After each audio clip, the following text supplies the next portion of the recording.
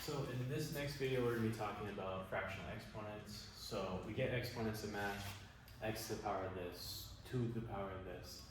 Most of the time they're clean. They're whole numbers, but sometimes we're going to get these funky fractions.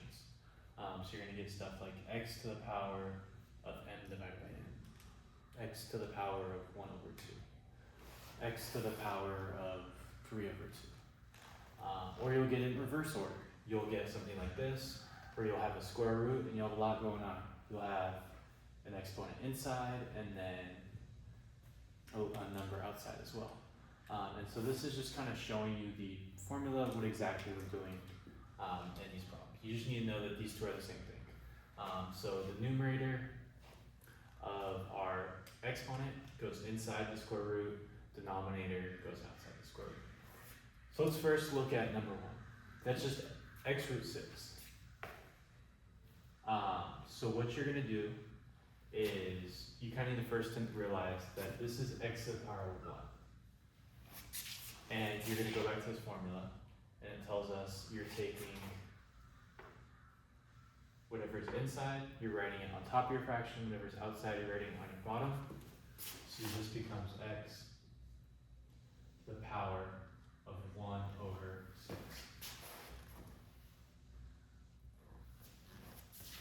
We're doing the opposite here, so we're taking the fraction and writing it as a radical. So this equals root x, and then what goes inside is the first number, the numerator, so that's 1. What goes outside, the denominator, 3. Now things step it up a little. We got our numerator is no longer 1, it's going to be 2, but not as challenging. I mean, it's pretty much the same thing. You write your square root, you put an x, the numerator, the 2, inside, the 3, outside. And so if we had it like the opposite, x squared to the power of 5, it's just this trick, guys. The numerator, inside, denominator, outside. So this is x to the power of 2 over 5. So I don't think that should be too hard. It gets a little tricky over here though when we bring in numbers. So we're having numbers as our base as opposed to letters. So let's start with this. We have 4 to the power of 1 over 2. We're just doing the same thing. Making our square root, our base goes inside, so in this case it's a 4. And then the numerator is inside, so 1, the denominator is outside, so it's a 2. And so this just equals, and by the way, if you ever have a 2 on the outside, that's just same thing as saying the square root. So let's do that over here. If you have something to the power of 2, that's just saying the same thing as what's the square root. This number is just kind of invisible here, but it's the same thing. All it's saying is what number times itself equals this. If you had something like this, if you had the square root of 4, all that is saying is what number, and let's say this is 16. All this is saying is what number do you multiply by itself 4 times, the same number, you multiply by itself 4 times and equals 16, and you would get that that's 2 times 2 times 2 times 2. So that's just what the outside number means. Alright. So back to this one. 64. Oh, so this one, not bad. 4 root 2 is just 2. So it's 2 times 2 equals 4. This one gets a little trickier though, and you're going to need a calculator now. So we write this using our formula. We have a 3 outside, we have 64 to the power of 2 inside. And so now you gotta use your calculator.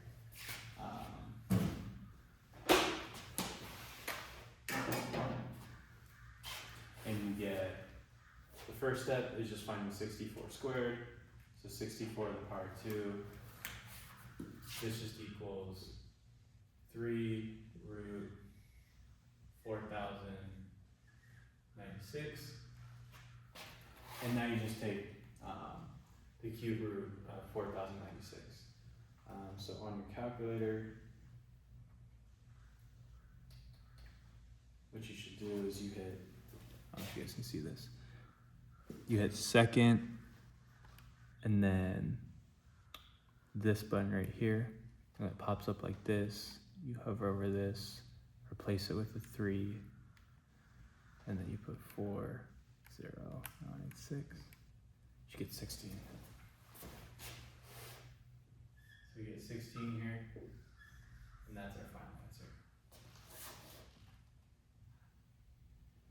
Alright, lastly for this, I just want to show you kind of the rule, is if you're taking the fraction exponent of a fraction. With these complicated problems like this get more complicated, I just keep on saying you gotta go kind of case by case. You gotta break up these problems into multiple pieces, doing the same thing here. So you're thinking of the 4 and the 9 as separate things. So this just equals 4 to the power of 3 over 2 over 9 to the power of 3 over 2. And so on top you have 4 to the power of 3 root 2. On the bottom you have 9 to the power of, oh my bad, I gotta write this smaller. You have 9 to the power of 3 root 2.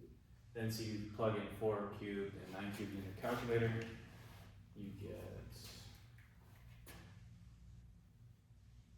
square root of 64 over the square root of 729. And then you just take the square root of these. So the square root of 64 is 8. The square root of 729 is 27. And so that's your final answer, 8 over 27. So you're never really even working with the 4 and the 9 together. You're just completely separately working with those two as two separate cases. And that is it for fractional exponents. We got a lot of examples here, a lot going on. You just need to remember at all times this rule. This rule is everything. Top number goes inside, bottom number goes outside. That can be the magical rule with this stuff.